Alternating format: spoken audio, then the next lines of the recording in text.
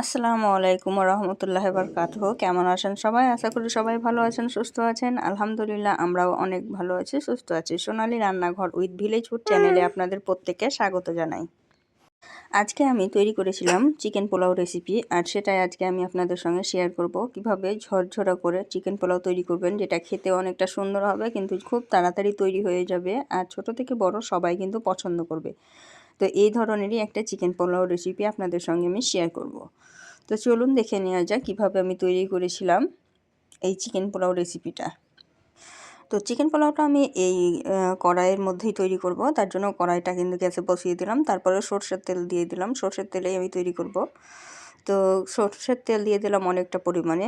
এই তেলটাই আমি সম্পূর্ণ রান্নাটা কমপ্লিট করব। তো এখন আমি বেরেস্তাটা ভেজে তুলে নেব। তার জন্য এখানে খুব ঝিরি করে পেঁয়াজ কেটে রেখেছিলাম, দিয়ে আমি এখানে দিয়ে দিলাম পেঁয়াজটাকে লাল লাল করে ভাজার জন্য। পেঁয়াজটা যখন অনেকটা ভাজা হয়ে এসেছে তখন কিন্তু আমি অল্প পরিমাণে চিনি দিয়ে দিলাম। এই চিনিটা দিলে কিন্তু মিষ্টি হয় না, কিন্তু বেরেস্তাটা অনেকটা ক্রিস্পি হয়, সুন্দর হয়, লাল লাল হয়। তো তার জন্যই দিয়ে দিলাম, দিয়ে আমি আবারও নাড়াচাড়া করে ভেজে নিচ্ছি। তো পেঁয়াজ বেরেস্তাটা লাল লাল হয়ে গেছে, আর আমি এখন তুলে নিচ্ছি। এর থেকে বেশি লাল করব না, তাহলে কিন্তু পুড়ে যাবে, তখন কিন্তু খেতে তিতো ভাব লাগবে। তো এখন আমি সমস্ত বেরেস্তাটাকে কিন্তু তেল ঝরিয়ে তুলে রেখে দিচ্ছি।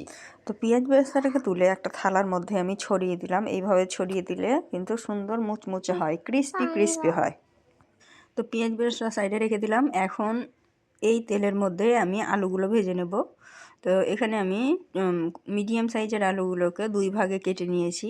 বিরিয়ানিতে যেরকম আলু দেয় ওইভাবেই কেটে নিয়েছি। কেটে নিয়ে আমি ডাইরেক্ট তেলের মধ্যে দিয়ে দিচ্ছি। এখানে কিন্তু কোনো রকমের কোনো কিছুই আমি দিইনি, ডাইরেক্ট আলুগুলোকে দিয়ে দিচ্ছি ভাজার জন্য। তো এখানে সবগুলো আলু দিয়ে দিলাম, দিয়ে আমি নাড়াচাড়া করে দিলাম। দিয়ে এখন আমি এই তেলের মধ্যেই কিন্তু চিকেনগুলো দিয়ে দিব। দিয়ে আমি আলু আর চিকেন দুটোকেই ভালোভাবে ভেজে নিব। তো এই তো চিকেনটাকে আগে ধুয়ে পরিষ্কার করে রেখে দিয়েছিলাম জল ঝরিয়ে, আর এখন দিয়ে দিলাম ভাজতে। তো চিকেন আর আলু একসঙ্গেই কিন্তু আমি ভেজে নিব। তো চিকেন আলু দুটোই কিন্তু হালকা হালকা কষানো হয়ে গেছে, আর এখন আমি এর মধ্যে একে একে সমস্ত মশলাগুলো অ্যাড করে দেব। কারণ আমি প্রথমেই বলেছিলাম চিকেন পোলাওটা খুব সহজভাবে তৈরি করে দেখাবো, আর খুব সুস্বাদু যাতে হয় সেইভাবেই রান্না করে দেখাবো। তো আমি এখানে দারচিনি, এলাচ, লং দিয়ে দিলাম, দিয়ে মিশিয়ে নিলাম। আর এখন আমি এর মধ্যে দিয়ে দিব তেজপাতা দিয়ে হয়ে গেল। এখন আমি একটু নাড়াচাড়া করে মিশিয়ে নিব। তো দারচিনি, লং, এলাচ সব থেকে কিন্তু সেন্টটা অনেক সুন্দর বেরিয়ে গেছে। আর এদিকে আমি কিন্তু চালটাকে আগে থেকেই ধুয়ে ভিজিয়ে রেখেছিলাম। তো আপনারা 1 থেকে 1.5 ঘন্টা আগে চালটা ভিজিয়ে রাখবেন। আর যদি হাতে সময় না থাকে তাহলে কিন্তু আধ ঘন্টা আগে ভিজালেই হবে। আর এটা ছিল কিন্তু বাসমতি চালটা ভাঙা ভাঙা ছিল তাই। তো এখন আমি এর মধ্যে দিয়ে দিলাম আদা, রসুন আর পেঁয়াজের পেস্ট। তো আদা, রসুন, পেঁয়াজের পেস্ট দিয়ে ভালোভাবে কষিয়ে নেব। এখন আমি 1 চিমটি লেবুর রস এর মধ্যে দিয়ে দিব, যাতে করে মাংসটা ভেঙে ভেঙে না যায়। আপনারা চাইলে এই পর্যায়ে কিন্তু টমেটোও দিতে পারেন, কিন্তু আমি এখানে লেবুর রস দিয়ে দিলাম। দিয়ে আবারও ভালোভাবে কষিয়ে নিচ্ছি। তো এখন আমি সমস্ত শুকনো উপকরণগুলো মিশিয়ে দিব। তো এখানে আমি দিয়ে দিচ্ছি লঙ্কা গুঁড়োটা একটু বেশি পরিমাণে দিব, যাতে করে একটু ঝাল ঝাল হয় আর খেতে খুব ভালো লাগে তার জন্য। তো এখানে আমি 1 চা চামচ মতো ভরে লঙ্কা গুঁড়ো দিয়েছি, দিয়ে ভালোভাবে মিক্সড করে নিলাম। আর এখানে কিন্তু কোনো রকমের আমি কালার ব্যবহার করব না, আপনারা চাইলে কিন্তু করতে পারেন, আমি করব না। তো এই তো ভালোভাবে মিক্সড করে দিলাম। তারপরে এখানে দিয়ে দিলাম জিরা ধনিয়া পাউডার 1 চা চামচ। চা চামচে মাপ করলে কিন্তু 1 চা চামচ করেই হবে সব কিছু। তো এখন আমি জিরা ধনিয়া পাউডার দিয়ে কিন্তু আবারও ভালোভাবে কষিয়ে নিলাম। আর এদিকে আমি 1 চামচ বিরিয়ানি মশলা দিয়ে দিয়েছিলাম, তার মধ্যে আবার দিয়ে দিলাম স্বাদ মতো লবণ। বিরিয়ানি মশলাটা দেখানো হয়নি, ওই তো দেখাই যাচ্ছে যে দেওয়া আছে। আর এখানে পরিমাণ মতো লবণটা দিয়ে দিচ্ছি। আর লবণটা তো বলার কোনো কিছু নাই, ওটা স্বাদ মতো নিজেরা দিয়ে দিবেন, কম বা বেশি করে। তো এই তো দিয়ে আমি ভালোভাবে আবারও মশলার সঙ্গে মাংসটাকে কষিয়ে নিচ্ছি। এখন আমি সময় নিয়ে মাংসটাকে একটু কষিয়ে নেব। তো মাংসটা দেখলেই বুঝতে পারছেন যে মাংসটা কিন্তু সুন্দরভাবে কষানো হয়ে গেছে, কারণ তেল ছেড়ে দিয়েছে। দেখুন একটু জল নাই, একদম তেল ছেড়ে দিয়েছে, আর মাংস আলু দুটো কিন্তু ভালোভাবে কষানো হয়ে গেছে। তো এর থেকে বেশি যদি কষাতে যাই তাহলে কিন্তু মাংসগুলো মানে ভেঙে যেতে পারে। খুব বেশি আবার চাল দেওয়ার পরে সিদ্ধ করাতে হবে, তার জন্য আর বেশি কষাবো না। এখন আমি এর মধ্যে চালটা দিয়ে দিব। তো এই চালটা আমি ভিজিয়ে রেখেছিলাম, আগেই বললাম। তো তার জন্য জল টেনেছে অনেকটাই। তারপরে যে জলটা ছিল সেই জলটা আমি দিয়ে দিলাম। এখানে কিন্তু খুব বেশি জল ব্যবহার করলেও হবে না, তাহলে কিন্তু একদম পাতলা খিচুড়ি হয়ে যাবে। তো এটা বুঝেই দিতে হবে।